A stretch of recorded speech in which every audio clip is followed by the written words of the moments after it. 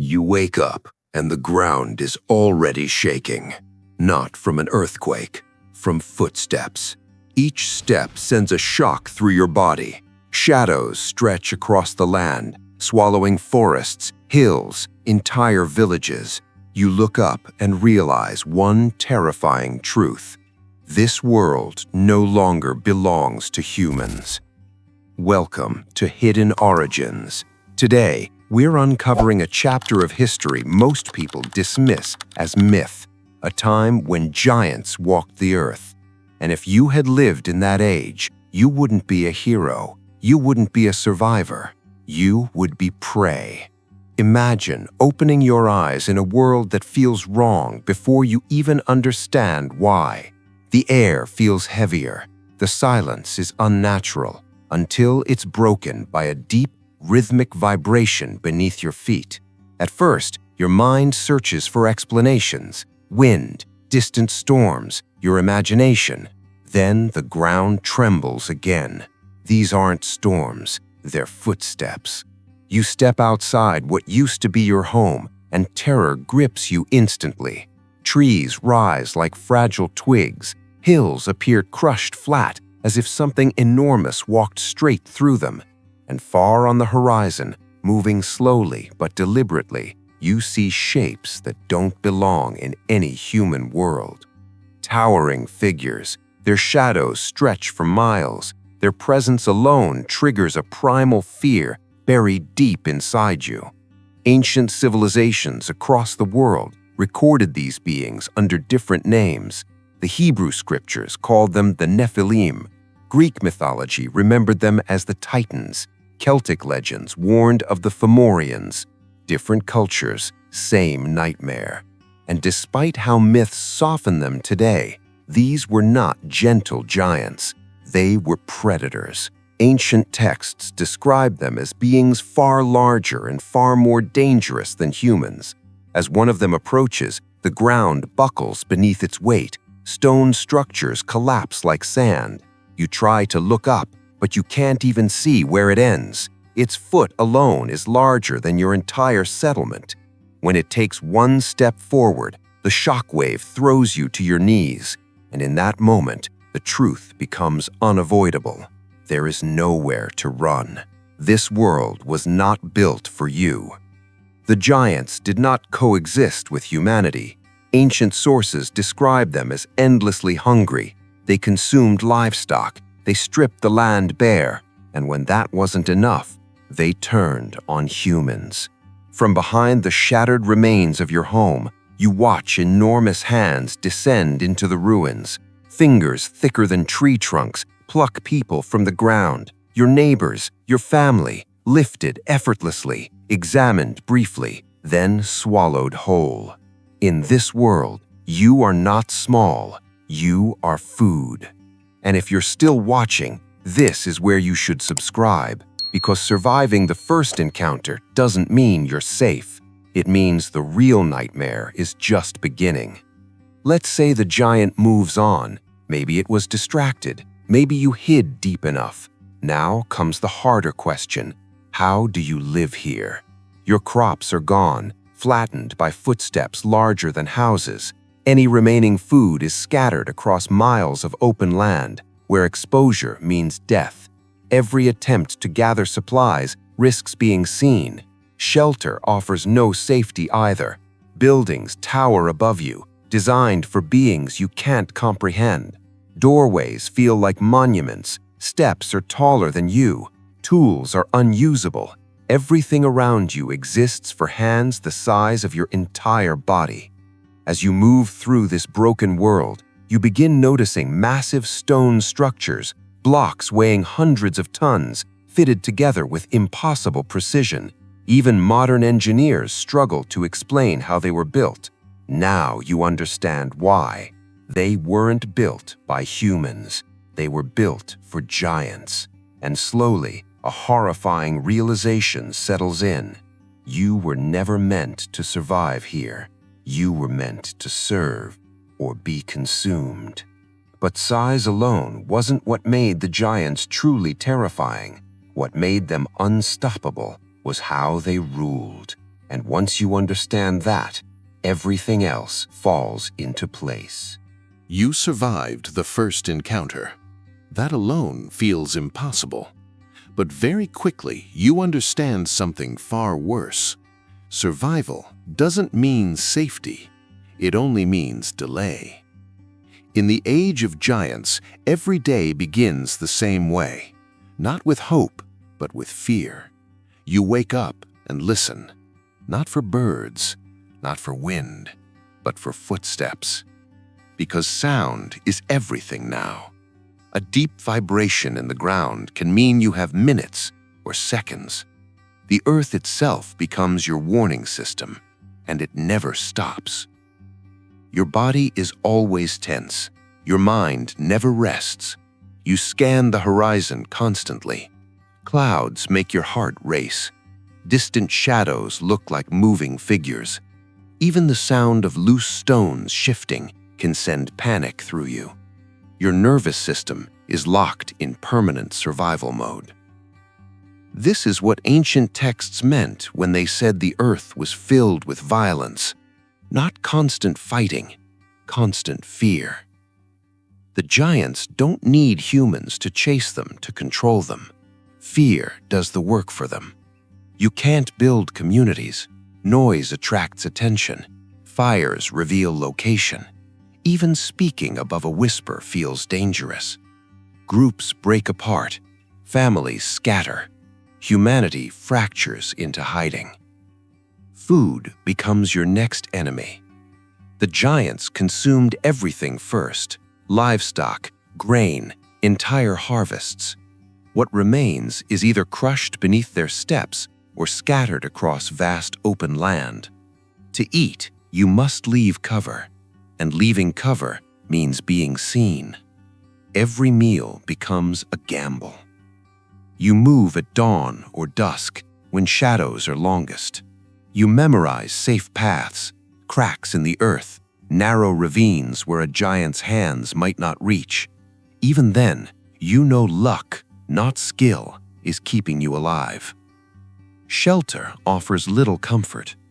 Caves collapse from constant seismic tremors.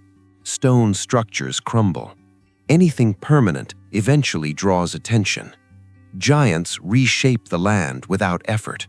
Valleys flatten, rivers change course, hills disappear. You are not hiding from giants. You are hiding inside their world. And the most unsettling truth slowly becomes clear. They know you're there. Ancient sources suggest giants didn't just stumble upon humans. They sensed them, felt them. Some traditions say they could smell fear itself. Whether literal or symbolic, the message is the same. You are never invisible.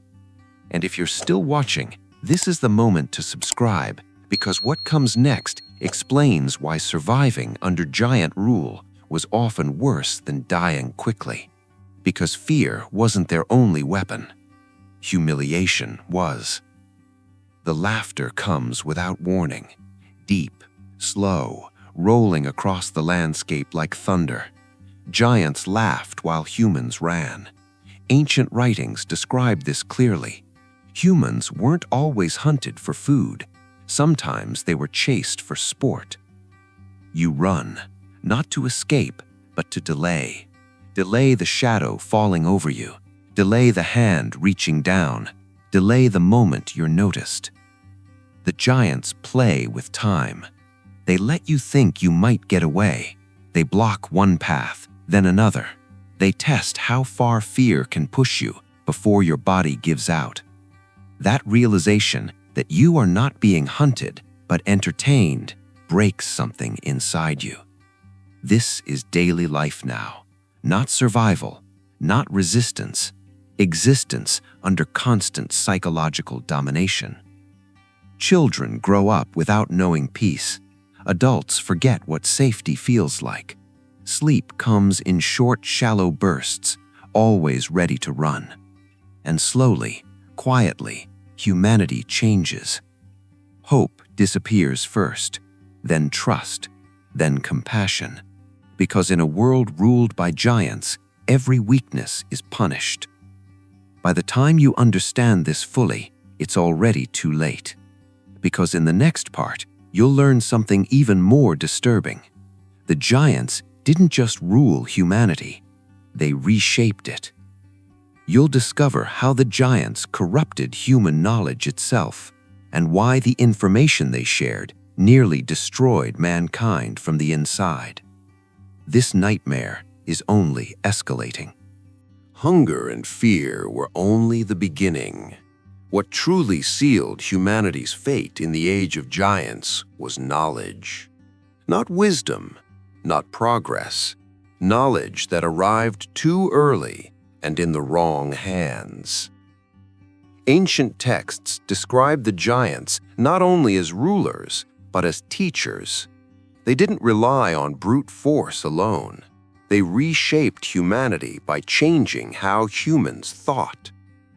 At first, it didn't look dangerous.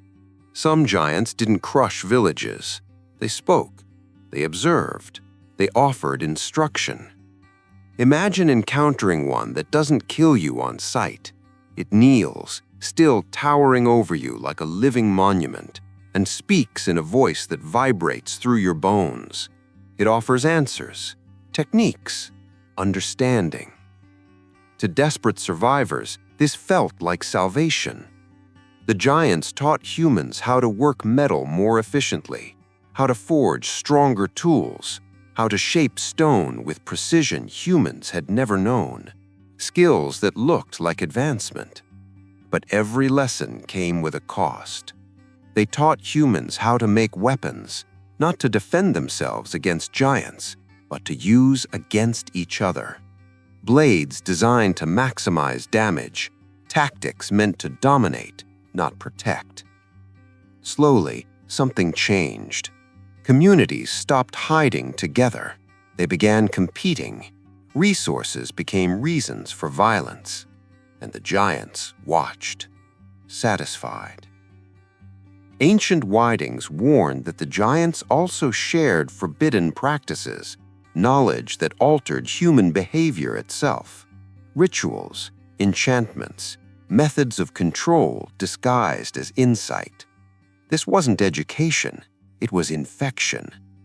Humans who accepted this knowledge didn't become stronger, they became colder, more ruthless. You begin to notice it in yourself. Fear no longer shocks you, it dulls you. Suffering becomes routine. Survival starts to justify cruelty. Betrayal feels logical. Violence feels necessary. Mercy feels dangerous. This is what ancient texts mean when they say all flesh corrupted its way. Not suddenly, gradually. The giants didn't need chains or cages. They turned humans against one another. And once that happened, control became effortless.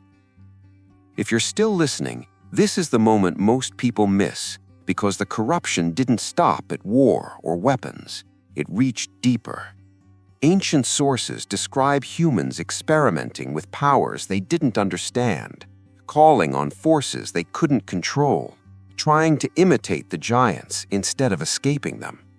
Some sought protection, others sought revenge, many sought power. All paid the price. The giants encouraged this quietly. They rewarded obedience, they punished restraint. Over time, humans stopped asking whether something was right and started only asking whether it worked. The result was chaos. Families turned on each other. Leaders ruled through terror. Trust disappeared. Survival meant abandoning everything that once made human human. And the giants? They no longer needed to hunt often. Humanity was destroying itself. This is why ancient writers didn't describe the age of giants as simple oppression. They described it as corruption, because even those who survived physically were already lost. By the time people understood what had happened, there was no reversal. The knowledge couldn't be forgotten, the damage couldn't be undone, and the world crossed a line it could never step back from. Once corruption reached that level, the ancient texts say only one thing could stop it. Not war, not rebellion, not knowledge, judgment. And when that judgment finally arrived, it didn't arrive quietly. The ancient texts agree on one thing. What was happening on Earth could not continue. Violence had become constant. Corruption had spread into every corner of human life. The giants ruled openly. Humanity was collapsing internally, and the world itself was breaking under the weight of it all.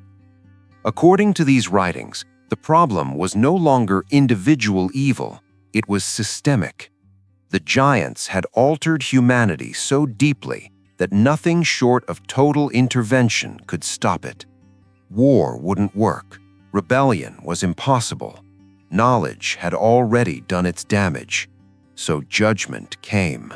Not quietly, not selectively, but completely. The texts describe a moment when the natural order itself turned against the world. The sky darkened. The ground split open. Water came from above and below at the same time, as if the planet itself was being reset. From a human perspective, it was terror.